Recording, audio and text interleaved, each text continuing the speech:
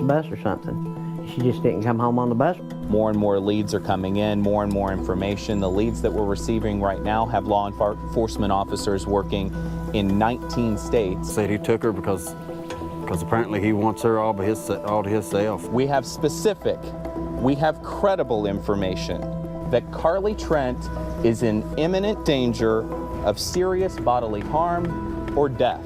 We love you, we miss you, and we will find you. Carlie Trent, the 9-year-old, the center of the Amber Alert, has been found safe. Gary Simpson, her alleged abductor, is in custody. Joy, happiness. I'm so relieved that I just asked her, if she was glad to see Daddy and her sister, and she was happy. I'm just very thankful to the Lord that we were able to find her and get her back safely.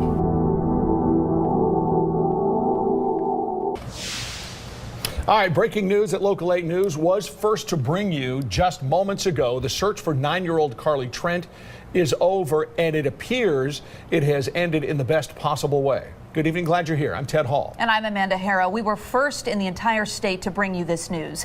The TBI, the U.S. Marshals Service, both confirming to us just moments ago that Carlie and her uncle were found near Highway 70 North and Gravelly Road in Hawkins County. It's about 13 miles north of Rogersville, which is where our Local 8 News anchor Lauren Davis has been today. Lauren, you've already had a chance to interview some folks about this. Tell us a little bit more about how the pair was tracked down.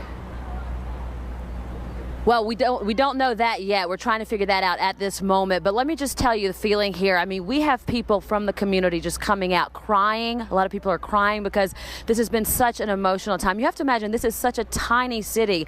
And for something like this to happen, for the TBI command post to come in here to set up here in their town for 6 or 7 days, this has really grabbed a lot of them. We want to go to Twitter now. This is actually trending nationally on Twitter, hashtag Carlie Trent.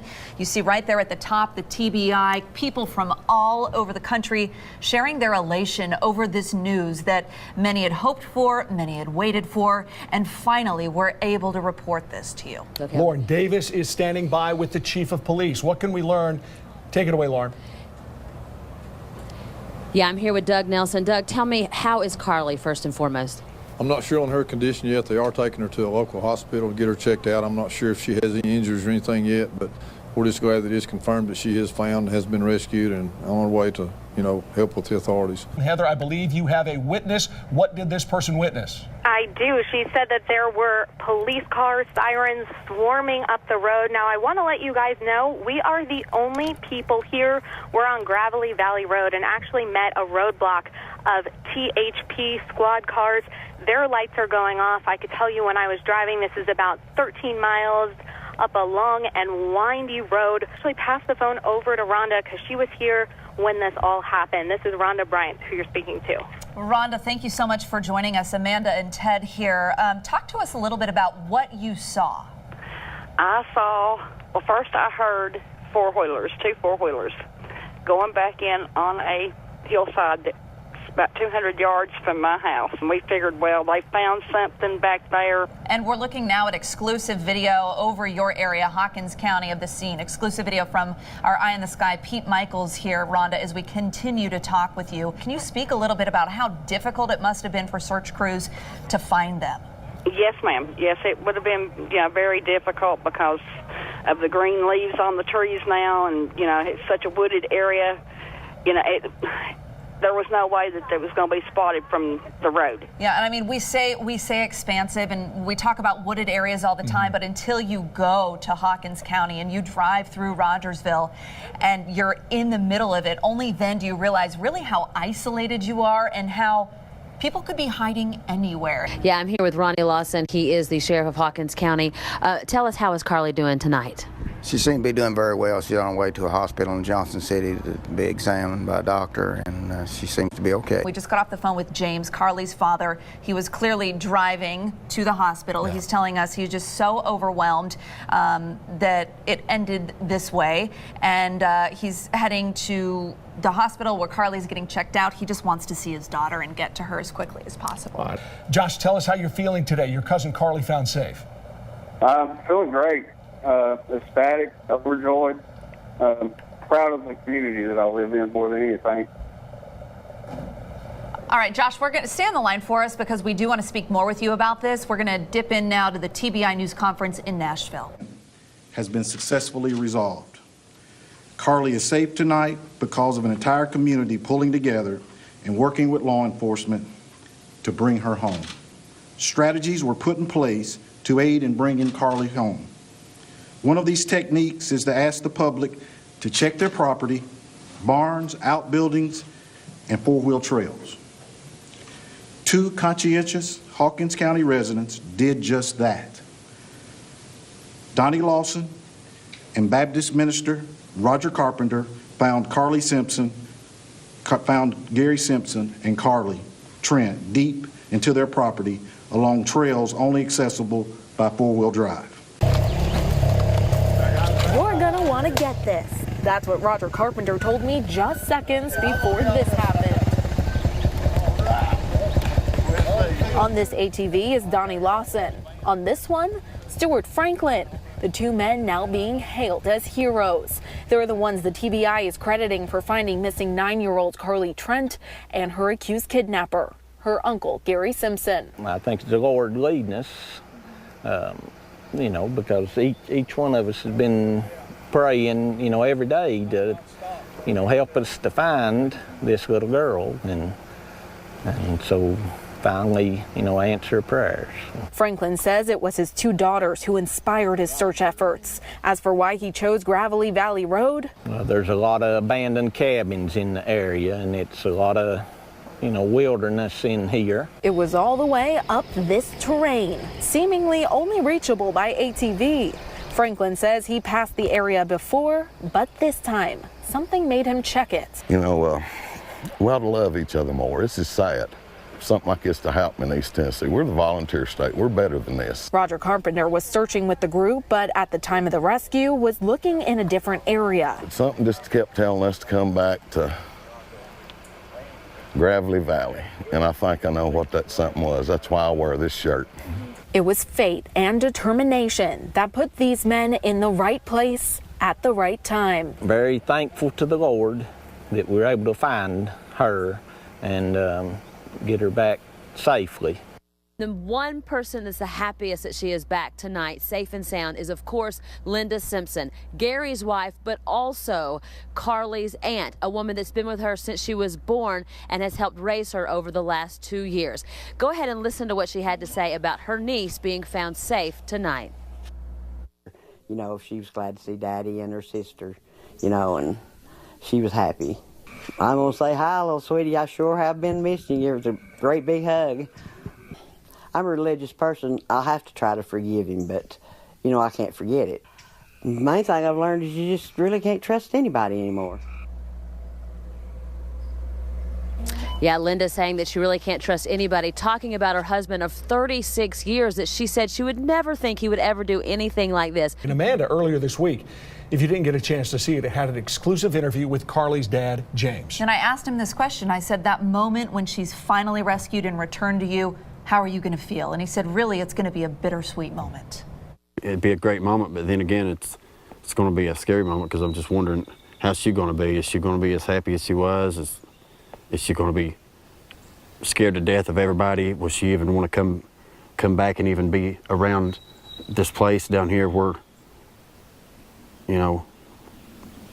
Gary was? That's what I worry about, is that she just won't be the same. Well, so far, good reports coming in about Carlie's well-being. Relatives who've talked with her tell us she seems to be coping well. Yeah, Amanda also asked Carlie's dad if he had a feeling where they were. Were they hiding in just some rural area? And it turns out that's where they were found. People needs to, if they own any property, if they've got any gated wooded areas, fields, barns, creek sides, river sides, to go check them. He might have popped up to somebody's private gate. And that's exactly where he was found, on private property. Local 8 News reporter Heather Burian spent part of the evening with Carlie, and Heather, at times, family members say it's as if she was never gone. Yeah, what was the mood at the home there, Heather? Yeah, if you didn't know what Carlie Trent has been through this past week, you probably would never know by looking at her. When I pulled up, her aunts and uncles were all on the porch watching her play. She and her sister were doing flips on the trampoline, running races around the house, and playing with Carlie's pet dog and her pet rabbit, proudly named Alligator. Now, we don't know the details of what Carlie has been through, but at the end of the day, she's just a 9-year-old girl. How good does it feel to be home and playing with your sister? It feels good. Did you miss it a little bit? Yeah. And what are you looking forward to doing tomorrow? Because you guys played outside all day today. We might do it tomorrow too. We might go to the Rogersville City Park. Well, I mostly like playing on my trampoline, playing basketball, and I like looking around the yard and like finding stuff like interesting. At one point, I turned to Carlie's dad and asked, was she like this all day? And he tells me she had her high points and her low points, and then looked at his daughter and says, but that's my Carlie. Now, James Trent, he says he doesn't know the details of what happened that day either, and he's not going to pry. He's going to wait till the time is right and have Carlie come to him. It may show later or something, I don't know. As of right now, she seems, you know, kids are resilient to this type of thing, I suppose, and whatever she might have going on, she's holding it inside, you know, at this point. But I know she's really happy to get back home. So tonight is the first night Carlie is back in her own bed. I asked her what she plans to do tomorrow, and she tells me she's going to go to the Rogersville City Park for the party in her honor. And her dad tells me he will definitely take her if Carlie is up for it. Local 8 News reporter Kelsey Lair continuing our team coverage this morning. You were out there yesterday evening when all of this was happening. You're there this morning. What's the feeling like today? Well, pretty quiet out here on Main Street right now, and that's probably a good thing. After the week that this community has had, I think they're ready for just some downtime. But take a look as we walk down Main Street. Pretty much every single storefront that I've walked by this morning has something a little like this on here. You see a Pray for Carlie sign. There's Amber Alert signs, basically signs telling people to be on the lookout. This one's saying they're praying for Carlie, bring Carlie home. Very, very powerful as you begin to walk down Main Street. The community has really come together during this time. I spoke to Carlie's principal this morning, who says the entire community is really to thank for bringing her home. Now, I know a lot of you are wondering about Gary Simpson, and new this morning, you're going to take a look at Gary's mugshot. This is it right here. This is from Hawkins County Jail. Again, Simpson is charged with especially aggravated kidnapping of his 9-year-old niece, Carlie Trent. Authorities say he took Carlie out of school under false pretenses, and he may face additional charges to come. Now, on Main Street, like I mentioned, you can see all the signs, but you can also see this up here. You got a purple ribbon on pretty much every light post as you go down Main Street. I was just at Hawkins Elementary School a couple minutes ago, where Carlie is a 3rd grader there. They still have their purple ribbons tied to every single pillar outside of the school. The principal there says they plan on keeping those purple ribbons up for quite some time.